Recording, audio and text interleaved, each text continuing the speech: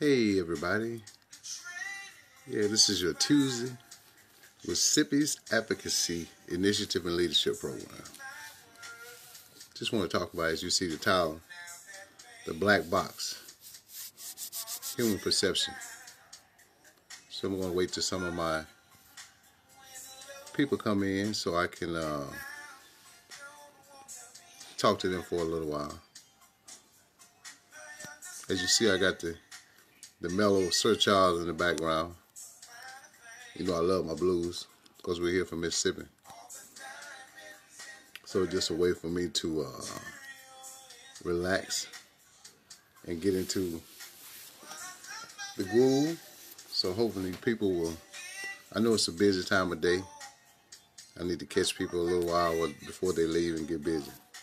But anyway, this black box. When I'm thinking of a black box, I'm not talking about the black box that's on an airplane. I'm just talking about the black box when they move you during incarceration. So I had to kind of learn this the hard way. So my thing was, when I was leaving Oxford in 1997, in May of 1997, getting ready to go to the penitentiary, they put this black box on me before I left Oxford. The U.S. Marshals did. And so, them putting that black box on me, I noticed that when I passed everybody, they would stop and stare. And so, the biggest thing that I had to get used to was, and wonder was, why they were looking at me. You know, what's going on? You know, what's the reason for all the stares and stuff? Me not knowing that it was their way of saying, who is this criminal? Because later on I found out that they put the people who had been violent or who had a violent crime, or maybe they had the police and everything. Had fought with the police or had been a problem or had been hard to handle or either had an escape or something like that. Now, mind you, I'm a nonviolent first-time offender. And so this was new to me. You know, so I just figured that it was normal. That's how they move every federal prisoner. And so me getting the black box and going to the airplane and going up on the airplane, I noticed how all the inmates would look at and then just try to see, who is this dude, and turn around and everything. So I'm wondering why they're staring at me. I thought it was because I was in street clothes. But come to find out, it wasn't. It was because I had the black box on that people were staring. And so when I sit down beside one guy, the one guy said, hey baby, the one guy said, man, what did you do? And so I'm like, what do you mean? He said, man, you got a black box. He said, he said, I've been down a few years and you very seldom see them move people who were in the black box. So I thought, I didn't really respond. He was like, no, I just got a dope charge. And he said, yeah? He said, what you had, you fought with the police or something like that? I'm like, nah. So, I brushed it off and didn't think about it. So once I got to Oklahoma City, every now and then, I would see one or two other guys in the black box, but I noticed that the officer would stop, stare, and look and get a visual image of who I was at the time. And the biggest thing that was, so I wondered again what the guy had told me, that they put the most violent criminals into shackles or into the black box. The black box holds your hands like this, so it's very uncomfortable. And you have to sit straight up. You have no access. You can't see the type of handcuffs you have on and stuff like that. And they have them on your ankles, so it's almost like slavery time where and they take you out of the black box last. You're the last one to get your chains taken off of, because all the officers want to be free in case you act up or anything. So they put you at the end of the line. You're uncomfortable. Your arms are hurting. And they take you out of the black box lab. So it's the human perception that all these officers are trained, all the inmates are trained to see somebody in the black box. I want to kind of relate that to something that happened to me or something that may have happened to you in the grocery store during this pandemic with the coronavirus. You know, I was in Walmart and somebody had a mask on and they caught a lady in front of them caught, so everybody like backed up. So their first human perception that even though that person had on the mask, they could be infected with the coronavirus.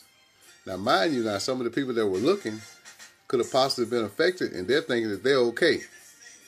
You know what I mean? So their first perception was that this person who sneezed or coughed in front of them automatically had to, he's got to be sick or he has to be infected with the coronavirus. Now, mind you now that this same person could have been affected by the coronavirus and they could be taking it and passing it on to people. They just think it's okay. They have kids and they're letting kids come in and out of their houses and stuff like that. And so they could be very much infected, passing or asymptomatic and giving it to everybody, but not really showing any symptoms. But their first impression when somebody sneezes, that their perception is they're automatically sick. And it's the same way. It's just so many parables and so many contrasts that we can draw with things that we go through every day. Now, I want to talk about, I had a concerned citizen after my last live post to kind of like come to me or contact me through social media and ask, say, I see that you're advocating for prisoners to be released, to be released. And so everybody's perception is that everybody who's incarcerated is a violent criminal. Most of the time, that's society's perception. That every time that they hear somebody's in jail or been to jail, that they're a violent criminal. And the government has such a way of wording your charge or wording the things that you're going through to make it seem like you have a violent charge. Like the amount of dope that you have. Whether anybody was hurt, it's a victimless crime. You know, a cocaine charge is a victimless crime and nobody hurt. Either you're caught with some, especially a conspiracy charge, because guys are not even caught with cocaine, yet and still they have 4 or 5, they have a violent charge. And here's the thing. The only thing that says when you get to jail or get to the penitentiary is that they have to treat you like a violent offender. So half of the laws don't apply for you. A lot of the classes don't apply for you. The good time doesn't apply for you. And it's just so many things that goes on to that because we're in that little black box. We're in that little black box of society to where we're considered violent criminals. So my question was to her, she said that she was a victim, and I understood what she was saying. Never once in any of my lives or posts have you ever heard me advocate for anybody who has committed a heinous crime or a violent crime against society, or have even remotely decided to change while they were incarcerated. I do this because there's a lot of people left behind, man, who are actually, first of all, innocent. First of all, have a drug charge and might even have a stacking charge. And the thing about what people don't understand about the stacking charge with the 924C is that they got what they call a Hobbs Act robbery. Well, before, a few years ago, 5 or 6 years ago, that Hobbs Act robbery, you could have robbed the bank with a note. The Hobbs Act robbery said that it was a violent crime. I could have said that I got a bomb in this bag. I got a bomb under my coat. I want all your money. Even though you robbed the bank with a note, but because you said you had a bomb under your coat, they considered it a violent crime. And half of the time when the person got caught, there were never any weapons found. There were never any, any type of crimes committed against anybody, even the people at the bank. So there's a high and disproportionate range when it comes to the sentences disparities between African American and us, this black box that we're in. And most of the people who are in the black box are African American, men and women, whereas we receive far greater years for a crime that we commit. And that has nothing to do with violence. So once they put the violence label on you, then your sentence is going to go from here to here. You know, way above the moon. And so the biggest thing that people don't realize is that when we assume or prejudge people, that we're putting a label on them. Don't assume that because I'm advocating for people, that I'm advocating for all people to be free. You know, it was courageous of her to ask me, but in the manner that if you don't like what I'm saying, then move on. Don't listen to the live broadcast. Turn it off. That's what you do on TV. When you find something on TV, you go to the next station. And that's what I urge and encourage everybody else to do. Go to the next station. You don't have to sit. You don't have to sit and watch what I'm saying. You know, I do this because I love doing it. You know, I don't do it because I'm looking for gratitude. I want to see people like Eric Gasson, who has a stacking charge. Should have got like 10 years, but he's been in like 18 years. So, and still had like 10 or 12 more to go because of all the stacking of the guns involved in the same gun involved in different crimes. So they gave him 5 years for every robbery. James Hicks, who has like 60 years for what could be, the Supreme Court has already said that none of his charges were violent, yet and still, they still had the stacking charges because they haven't made the stacking provisions of the 924 gun charge retroactive. So they're still in jail. Guys like Rufus Rochelle, who, you know, thank God that he just got news that he'll be coming home within 14 days, only because of the coronavirus or COVID-19, so to speak. But you know, why does it take a pandemic for them to want to open up that black box and free some of us? Why does it take something? Only because now those same people are putting their lives, it's other lives that are in danger. And, you know, I still, you know, like I said last week, in response to that concerned citizen, I still think that other races take their kids to private schools right here all over Mississippi and all over the United States and put them in private rural schools that look like college campus when they don't want their kids to go to school with us. I'll stand by that. I can drive out past one. Matter of fact, one of my next live, I'm going to drive by 2 right here in the Delta. Why they didn't combine those? Because they're private schools. You got Drew Academy, you got Bayou Academy right here in Cleveland, Mississippi. They're not more than 15 miles apart. You know, and they're both are big schools. Very big schools.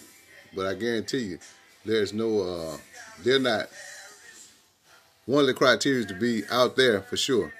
I've never heard of any African American graduating from either one of these academies. If they were for gifted kids, then I'm sure there's some gifted, wealthy African Americans who could send their kids there. You know what I mean? And so, another thing, you know, in relationship to the black box, it took me going to the penitentiary and breaking my arm inside of the penitentiary and understand how violent this perception of wearing this black box was.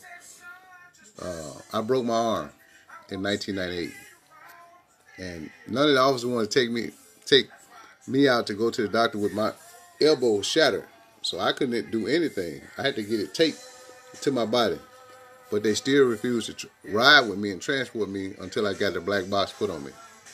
Mind you, like I told you, this had to be close, and the doctor said I had to keep my elbow across my chest, so I basically had the black box crisscross on my arm for 5.5 hours, waiting on them to find another officer who was courageous enough to take me, a one-armed man, out to the emergency room, to the hospital, to get my elbow checked out and the black box come on. It was just their human perception that I was this violent criminal who has inflicted pain upon law enforcement.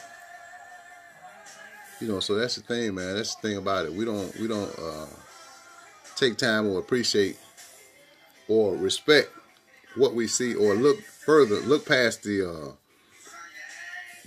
look through the outside or past the prism of normalcy in order to see the truth in matters.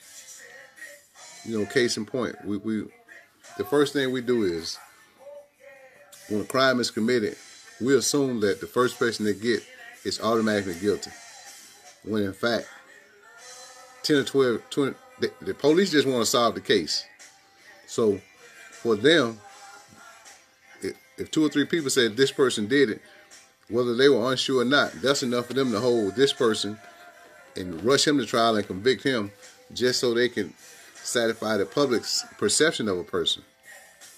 Now, on the other hand, it could have been somebody related to them that committed the crime. Then they would go tooth and nail and say, no, that's not the person I knew, and that's he wasn't raised like this. And sometimes those are the people who are the most violent. Those are the people who are, I guess, would be considered society's most dangerous. So before we decide to judge people, before we decide to think about automatically assume somebody is guilty or automatically assume that person deserves that amount of time, put yourself in their shoes and say, or lock yourself in the bathroom for 24 hours and have somebody to come open the door and just pass you your stuff, or just go to jail. Just volunteer to go to jail for 24 hours and just to see, what it feels like to get a door slammed behind you. Or like right now, these guys, it's been this is a week since now they were already on a 30-day mandatory, how can I say it, separation or isolation or 30-day quarantine from the coronavirus. Now they just extended it for 14 more days. So this is 7 days into this but even though they are quarantined, it's still growing faster and faster every day. You know what I mean? The number of cases, man, are still growing faster and faster. So we take what they give us and not look past the surface. We're too afraid to move the covers back or scrape the dirt back and then look deep inside of it. These numbers are still coming out. They're not going to give us all the numbers when they come out. Oakdale, 4 or 5 days ago, 6 people dead. Yes, they say none, but when you talk to some of the officers that work there, they tell you 2 guys passed away. Now, they work there and they know. So how can we say that this is the truth that they're giving us about what's going on, about everything that's going on? So we got to move past and look past the surface and see, man. Just because you see somebody with a charge and the first thing you do is you hear about their crime and you take word of mouth from somebody else and you take their word as true. Man, look past what they say, because if you can tell somebody, you can just do this. Tell somebody something and let it get back to you. Or just think about how many times you've told somebody and how many times they had went around when it come back to you is totally contrary to the words that you said. Just do that. You know what I mean? And so this is just me taking my time to share that little theory with you, man. Everything that you see is not what it always appears to be. You know what I mean? It's up to us to dig beneath the surface and find out the truth. So don't assume or don't think that just because I'm advocating for a bunch of people that I'm saying that all criminals should be free. Like I told you before, there's some rotten people right out here in this world, man, that needs to be incarcerated. Look how many unsolved crimes they have right here in Bolivar County and in Mississippi, or all over the world. You know what I mean? You think all those people are in jail now? You know what I mean? And you think that all the people that they lock up every day, that the police, you got crooked policemen too, that just want to solve crime or just want to get back at somebody else because of something their family members did generations ago. So that's all, man. I don't just want to get that out. So everything you hear, dig beneath the surface. And then don't be so quick to defend somebody who won't defend you. You know what I mean? I still say, and my reasoning for, even with the high school, I still say that one of the reasons that even whether they waited to,